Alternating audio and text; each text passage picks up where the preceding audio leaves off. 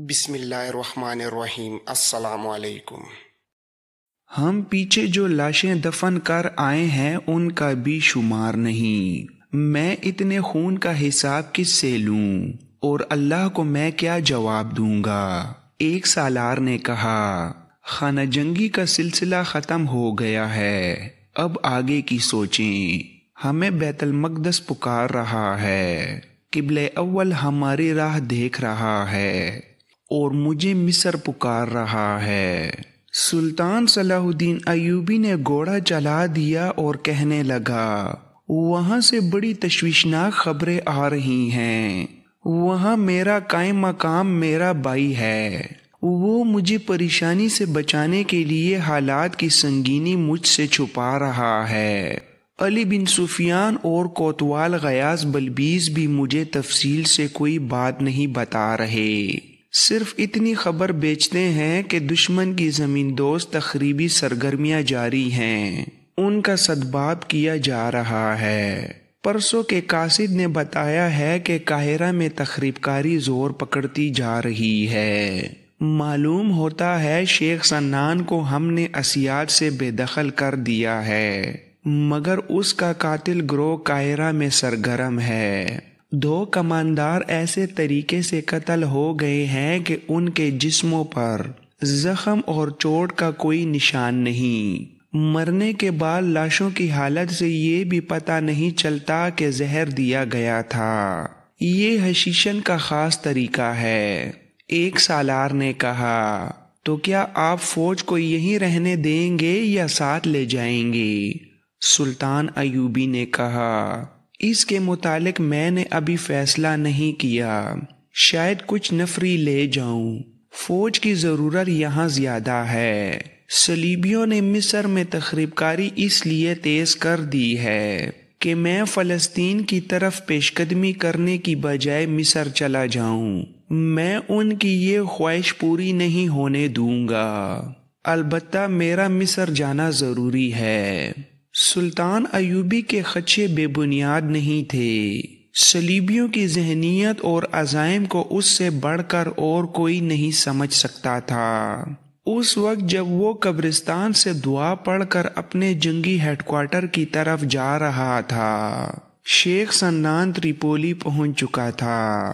آپ سن چکے ہیں کہ اہل تشیع حسن بن صبا کے بعد اس فرقے کے جس پیر و مرشد نے شہرت حاصل کی وہ شیخ سنان تھا۔ یہ شخص حشیشن فدائیوں کا سربراہ تھا۔ سلطان ایوبی اور صلیبیوں کی جنگوں کے دوران فدائیوں کا قاتل گروہ شیخ سنان کی زیر قیادت بہت ہی زیادہ سرگرم ہو گیا تھا۔ سلطان ایوبی پر متعدد بار قاتلانہ حملے کیے گئے اور ہر حملے کا انجام یہ ہوا کہ قاتل مارے گئے اور جو بچے وہ پکڑے گئے۔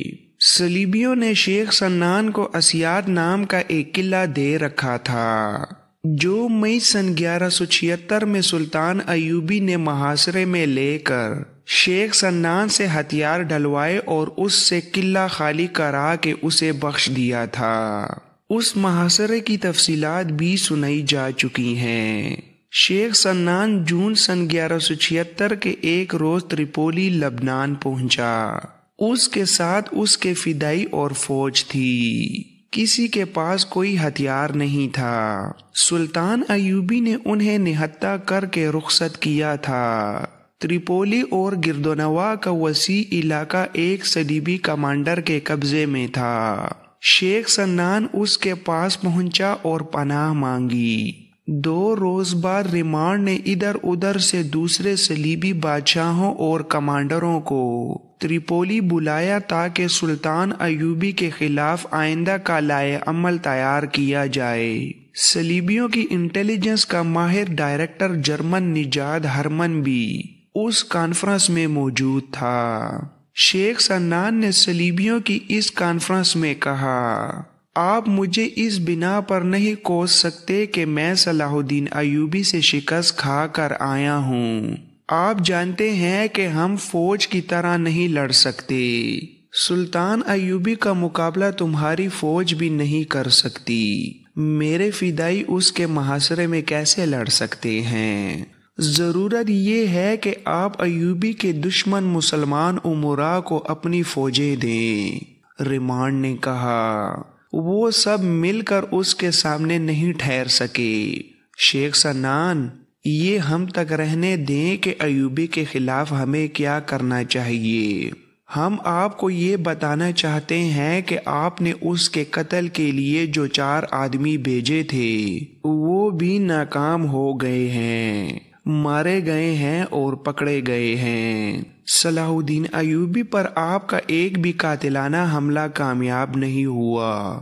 اس سے یہ ظاہر ہوتا ہے کہ آپ اپنے بیکار آدمی بیچتے رہے ہیں، جن کے مر جانے یا گرفتار ہو جانے سے آپ کو کوئی فرق نہیں پڑتا تھا۔ ہم آپ کو جو مراعات اور رقم دیتے رہے ہیں وہ ضائع ہو گئی ہے۔ شیخ سنان نے کہا صرف ایک صلاح الدین کے قتل نہ ہونے سے آپ کی رقم ضائع نہیں ہوئی۔ میں نے مصر میں صلاح الدین ایوبی کی قتل کے جو 2 حاکم قتل کرائے ہیں انہیں اپنی رقم کے حساب میں رکھیں۔ آپ کے 3 طاقتور مخالف سوڈان میں تھے، انہیں میں نے قبروں میں اتارا اور وہاں آپ کا راستہ صاف کیا ہے۔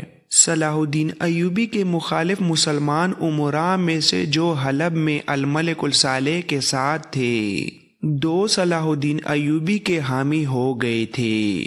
آپ کے اشارے پر میں نے انہیں قتل کرایا ہے، اور اب مصر میں حاکموں کے خفیہ قتل کا جو سلسلہ شروع ہوا ہے وہ کس نے شروع کیا ہے؟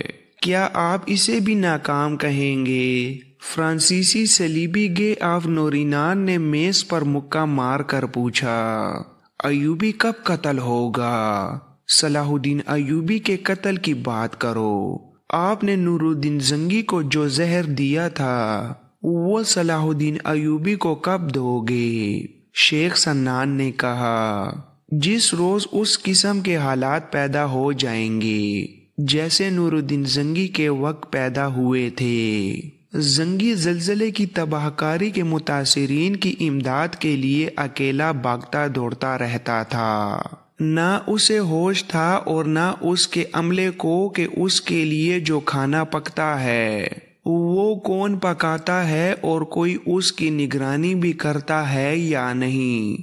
اس موقع سے میرے ان آدمیوں نے جو میں نے آپ کے کہنے پر اس کے قتل کے لیے بھیج رکھے تھے فائدہ اٹھایا اور اس کے کھانے میں وہ زہر ملا دیا جو گلے کی بیماری بن گیا اور وہ 3-4 دنوں بعد مر گیا۔ اس کے طبیب آج بھی کہتے ہیں کہ نور الدین زنگی خناق سے مرا ہے، مگر صلاح الدین ایوبی کے کھانے تک پہنچنا ممکن نہیں۔ ایک اعلیٰ کمانڈر نے پوچھا، کیا آپ اس باورچی کو خرید نہیں سکتے جو اس کا کھانا پکاتے ہیں؟ شیخ سنان نے کہا، اس کا جواب ہمارا دوست ہرمن دے سکتا ہے، اور ہرمن کی طرف دیکھ کر مسکرایا۔ پچھلی ویڈیوز میں ہرمن کا ذکر چند بار آیا ہے۔ وہ جرمنی کا رہنے والا تھا، علی بن سفیان کی طرح جاسوسی اور سراغ رسانی کا ماہر تھا، تخریب کاری اور کردار کشی میں خصوصی مہارت رکھتا تھا۔ مصر میں سلطان ایوبی کے خلاف جو سازشیں اور وسیع پیمانے پر ایک بغاوت جو ہوئی تھی وہ اسی نے کرائی تھی۔ سلطان ایوبی کے ان 2-4 اعلیٰ حکام کو بھی ہرمن نے اس کے خلاف کر دیا تھا جو سلطان ایوبی کے معتمد تھے۔ وہ مسلمان حکام اور عوام کی نفسیات اور کمزوریوں کو خوب سمجھتا تھا اور انہیں استعمال کرنے کا فن جانتا تھا۔ اسے ایک صلیبی بادشاہ فلپ اگسٹس اپنے ساتھ لایا تھا۔ وہ سوڈان، مصر اور عرب کے ہر حصے کی زبان مقامی لب و لہجے سے بول سکتا تھا۔ ہرمن نے کہا، شیخ سنان ٹھیک کہتے ہیں۔ اس سوال کا جواب مجھے دینا چاہیے کہ صلاح الدین ایوبی کے باورچی کو کیوں نہیں خریدا جا سکتا؟ اگر صلاح الدین پر ہوتا تو وہ اب تک زہر سے مارا جا چکا ہوتا۔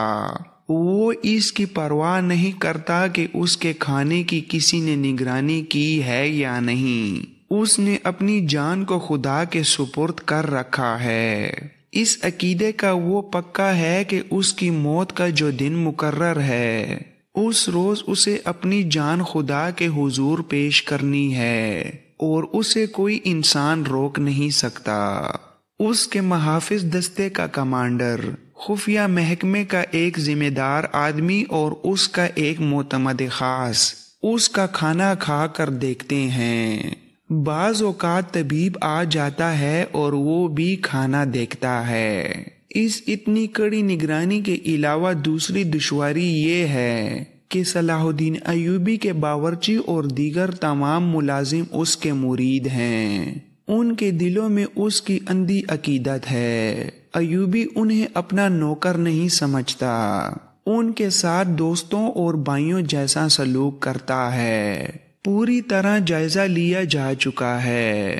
صلاح الدین ایوبی کے اس ذاتی حلقے میں سے کسی کو خریدنا یا اس حلقے میں اپنا کوئی آدمی داخل کرنا ممکن نہیں۔ اس کے پاس افراد ایسے ہیں جو اس کے گرد حصار کھینچے ہوئے ہیں۔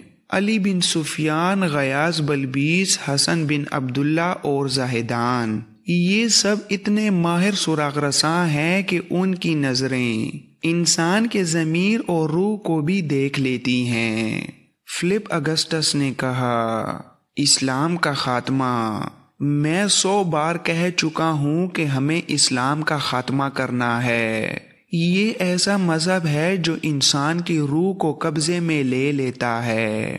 جس کسی نے اسلام کو اپنی روح میں اتار لیا اسے دنیا کی کوئی طاقت شکست نہیں دے سکتی۔ آپ سب نے دیکھ لیا ہے کہ صلاح الدین ایوبی کے گرد جن مسلمانوں کا گھیرا ہے وہ مذہب کے اتنے پکے ہیں کہ تم زر و جواہرات سے اور اتنی خوبصورت لڑکیوں سے ان کا گھیرا نہیں توڑ سکتے۔ وہ مسلمان کچے ایمان کے ہیں جنہیں تم خرید لیتے ہو۔ انہوں نے اسلام کو اپنی روح میں نہیں اترنے دیا۔ تم نے دیکھا ہے کہ ہمارے کتنے بڑے بڑے لشکروں کو صلاح الدین ایوبی کے کتنے تھوڑے تھوڑے سپاہیوں نے کتنا نقصان پہنچایا ہے۔ جہاں ہمارے گھوڑے تھکن اور پیاس سے رہ جاتے ہیں وہاں صلاح الدین ایوبی کے سپاہی تھکن اور پیاس سے بے نیاز رہتے ہیں۔ اس قوت کو یہ لوگ ایمان کہتے ہیں۔ ہمیں ان کا ایمان کمزور کرنا ہے۔ ہرمن ان کے ایک دو امراء یا اعلیٰ حکام کو ہاتھ میں لینا بے شک ضروری ہے۔ اس سے آپ نے بہت فائدہ اٹھایا ہے، لیکن کوئی ایسا طریقہ اختیار کرو جس سے اس قوم کے دل میں اپنے مذہب کے خلاف بیزاری پیدا ہو جائے۔ پختہ عمر کے آدمیوں کے نظریات بدلنا آسان نہیں ہوتا۔ ان کی نسل کو بچپن اور لڑکپن میں اپنا نشانہ بنا لو۔ کچے ذہن کو تم اپنے سانچے میں ڈال سکتے ہو۔ ان کے حیوانی جذبے کو بھڑکاؤ۔ ہرمن نے کہا، یہودی یہ کام کر رہے ہیں اور اس محاذ پر میں جو کچھ کر رہا ہوں اس کے نتائج آہستہ آہستہ سامنے آ رہے ہیں۔ ایک دن یا چند ایک دنوں میں آپ کسی کے نظریات اور عقیدے نہیں بدل سکتے۔ اس عمل میں وقت لگتا ہے، ایک دور گزر جاتا ہے۔ فلپ اگسٹس نے کہا، یہ عمل جاری رہنا چاہیے۔ میں یہ توقع نہیں رکھوں گا کہ نتائج ہماری زندگی میں سامنے آئیں۔ مجھے پوری امید ہے کہ ہم نے کردار کشی کا یہ عمل جاری رکھا تو وہ وقت آئے گا کہ مسلمان برائے نام مسلمان رہ جائیں گے۔ ان کے ہاں مذہبی فرائض محض رسمی بن جائیں گے اور ان پر ہمارا رنگ چڑھ جائے گا۔ ان کی سوچوں پر صلیب غالب آ جائے گی۔ ریمانڈ نے شیخ سنان سے کہا، شیخ سنان، اگر آپ ہم سے اسیاد کے قلعے کے بدلے ایک اور قلعے کا مطالبہ کریں گے تو ہم ابھی یہ مطالبہ پورا نہیں کر سکیں گے۔ ہمارا معاہدہ قائم رہے گا۔ قلعے کے سوا دوسری تمام مراعات آپ کو حاصل رہیں گی۔ اگر آپ ان مراعات اور مالی وظیفوں کو برقرار رکھنا چاہتے ہیں تو قاہرہ میں اور خصوصاً تمام تر مصر میں صلاح الدین ایوبی کی فوج اور انتظامیہ کی اہم شخصیتوں کا قتل جاری رکھیں اور صلاح الدین ایوبی کے قتل کی بھی کوششیں جاری رکھیں۔ صلاح الدین ایوبی کے قتل کے متعلق میں آپ کو صاف الفاظ میں بتا دیتا ہوں کہ میں اس میں اور کوئی آدمی ضائع نہیں کروں گا۔ اس شخص کا قتل ممکن نظر نہیں آتا۔ میں بڑے قیمتی فدائی ضائع کر چکا ہوں۔ مجھے یہ کہنے کی بھی اجازت دے کہ سلطان صلاح الدین ایوبی نے مجھے نئی زندگی دی ہے۔ میں نے اس کے آگے ہتھیار ڈالے تو مجھے یہ توقع تھی کہ میں نے اس پر جتنے قاتلانہ حملے کرائے ہیں ان کا انتقام لینے کے لیے وہ مجھے اور میرے چیدہ فدائیوں کو قتل کر دے گا، لیکن اس نے میری اور میرے آدمیوں کی جان بخشی کر دی۔ میں تو یہ سمجھا تھا کہ وہ ہمیں دھوکہ دے رہا ہے۔ جوں ہی ہم پیٹ پھیریں گے وہ ہم پر تیروں کا می برسا دے گا یا ہم پر گھوڑے دوڑا دے گا۔ آپ مجھے دیکھ رہے ہیں، میں اپنے تمام آدمیوں اور پوری فوج کے ساتھ آپ کے سامنے زندہ ہوں۔ آپ مجھے مراد سے محروم کر دیں۔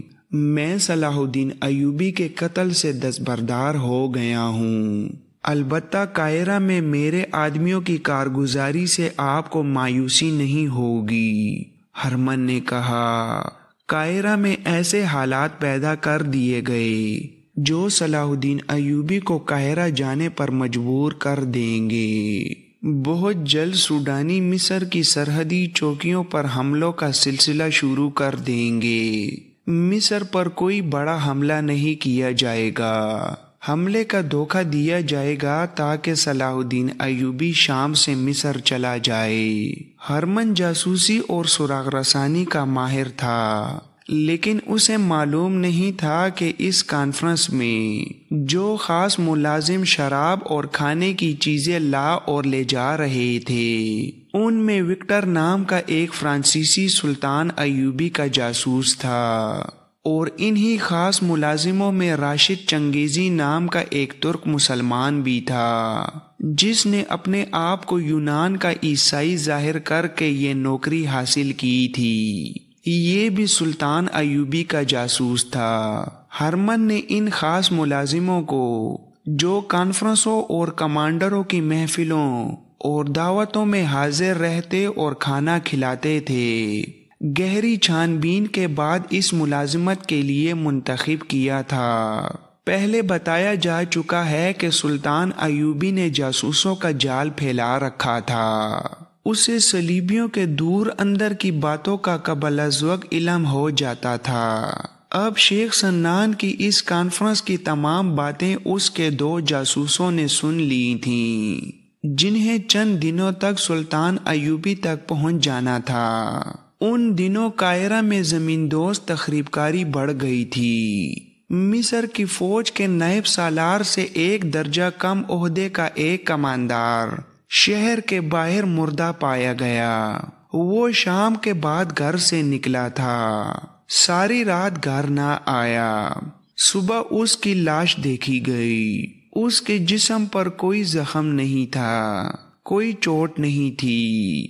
سراغ رسانوں نے جائے واردات پر ایک تو مرنے والے کے نقوش دیکھے اور 2 نقوش کسی اور کے تھے۔ اس کماندار کے چال چلن کی سب تعریف کرتے تھے۔ اس کا اٹھنا بیٹھنا غلط یا مشکوک قسم کے لوگوں کے ساتھ نہیں تھا۔ اس کی ایک بیوی تھی جو اس سے ہر لحاظ سے مطمئن تھی۔ اس کی موت کا باعث معلوم کرنے کی بہت کوشش کی گئی۔ اگر یہ قتل تھا تو قاتل کا کوئی سراغ نہیں مل رہا تھا۔ 3-4 دنوں بعد اسی عہدے کا ایک اور فوجی کماندار بالکل اسی طرح ایک صبح اپنے کمرے میں مردہ پایا گیا۔ وہ فوجی بارکوں کے ایک کمرے میں رہتا تھا۔ اس کے متعلق بھی رپورٹیں بالکل صاف تھیں۔ اس کے دوستوں کے حلقے میں اپنے ہی دستے کے کچھ آدمی تھے۔ ان میں سے کسی کے ساتھ اس کا کوئی لڑائی جھگڑا نہیں تھا۔ قتل کی بظاہر وجہ کوئی نہیں تھی، اسے قتل کہا ہی نہیں جا سکتا تھا کیونکہ جسم پر زخم یا چوٹ کا کوئی ہلکا سا بھی نشان نہیں تھا۔ یہ لاش سرکاری طبیب نے دیکھی۔ لاش کے ہونٹوں کے کونوں پر ذرا ذرا سی جاگ تھی۔ اس نے یہ جاگ لکڑی کے ایک لمبوترے ٹکڑے کے سرے پر لگا لی۔ اس نے ایک کتا منگوایا اور یہ جاگ گوشت کے ایک ٹکڑے پر لگا کر ٹکڑا کتے کو کھلا دیا۔ اس نے کتے کو اپنے گھر لے جا کر باندھ دیا اور اسے دیکھتا رہا۔ کتے نے کوئی غیر معمولی حرکت نہ کی، اسے جو کھانے کو دیا گیا وہ کھاتا رہا۔ طبیب ساری رات جاگ کر کتے کو دیکھتا رہا۔ آدھی رات کے بعد کتا اٹھا اور جہاں تک رسی اجازت دیتی تھی وہ بڑے آرام سے ٹہلتا رہا۔ وہ بہت دیر ٹہل کر رکا اور گر پڑا۔ طبیب نے دیکھا تو کتا مر چکا تھا۔ طبیب نے رپورٹ دی کہ دونوں کمانداروں کو ایسا زہر دیا گیا ہے جس سے کوئی تلخی نہیں ہوتی۔ انسان نہایت اطمینان سے مر جاتا ہے۔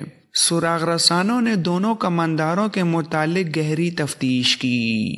یہ معلوم کرنے کی بہت کوشش کی گئی کہ زندگی کے آخری روز وہ کس کس سے ملے، کہاں گئے اور انہوں نے کس کے ساتھ کچھ کھایا پیا، مگر کوئی سراغ نہ ملا۔ شادی شدہ کماندار کی بیوی سے بھی پوچھ گچھ کی گئی لیکن اس پر شک کی کوئی وجہ نہیں تھی۔ دونوں کمانداروں میں مشترکہ وصف یہ تھا کہ وہ پکے مسلمان تھے اور میدان جنگ میں ان کی کمانڈ اور دلیری کی تعریف سلطان ایوبی نے بھی کی تھی۔